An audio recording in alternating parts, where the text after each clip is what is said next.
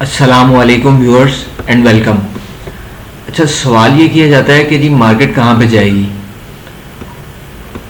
असल सवाल ये होना चाहिए कि मैं रॉन्ग हो गया तो फिर क्या करूँगा मैं अपनी पोजीशन के साथ, और मैंने कहाँ पे एंटर और एग्जिट होना है, प्रॉफिट की सूरत में और लॉस की सूरत में, दोनों सूरतों में।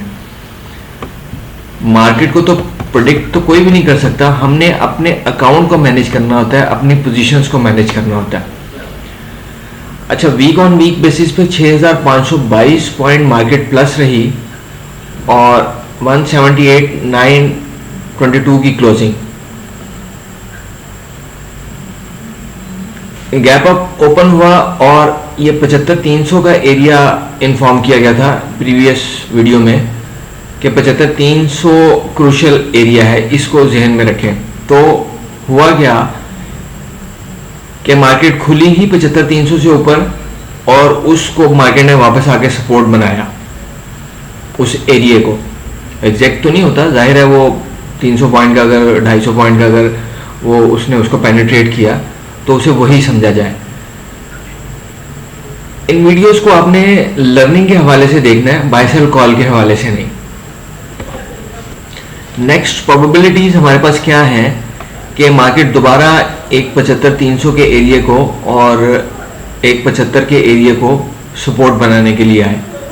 एक प्रोबेबिलिटी तो ये है। एक प्रोबेबिलिटी ये है कि ये जो लो लगा है यही लो लगा रहे और कुछ थोड़ा गैप अप ओपन हो गए तो मार्केट दोबारा इसको रेजिस्ट करे। फिलहाल ये इस रेजिस्टेंस एरिया से जो हेड एंड शोल्डर बना था जनवरी और फरवरी के मंथ्स में, उसको मार्केट ने रेजिस्ट किया 182 के एरिया को। अगर अब हमारे पास आगे निकलती है प्राइस तो ये फिर हमारे पास 185 और 187 के एरिया जो है ये रेजिस्टेंस के तौर पे काम कर सकता है।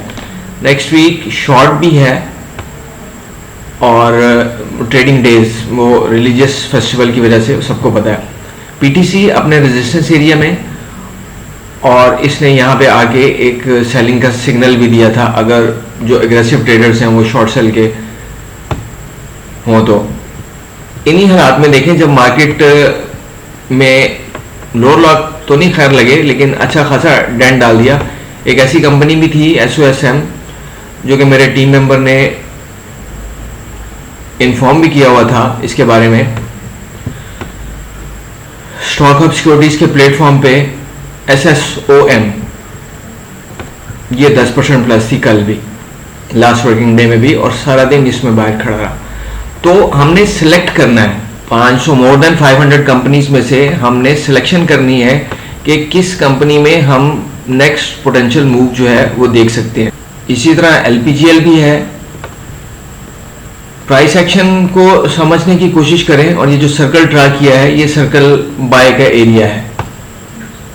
SNGP अपने ट्रेंड लाइन को रेजिस्ट किया 120 रुपए का रेजिस्टेंस एरिया। SSGC में भी ऐसे ही कि पोस्ट ब्रेकआउट कंसोलिडेशन में उसने अच्छा खासा टाइम गुजारा और फिर न्यूज़ ने उसको एक्सेलरेट कर दिया। समझने के लिए AVN लर्निंग के लिए बहुत अच्छी एग्जांपल है। इसमें ये देखें कि ये ब्रेकआउट हुआ, मूविंग एवरेजेस को फिलहाल आप इग्नोर करें, ये जो एरिया है ये ब्रेकआउट का एरिया है, ठीक है। उसके बाद प्राइस साइडवेज रही और कितना टाइम जो है वो साइडवेज रही, 19.5 से लेके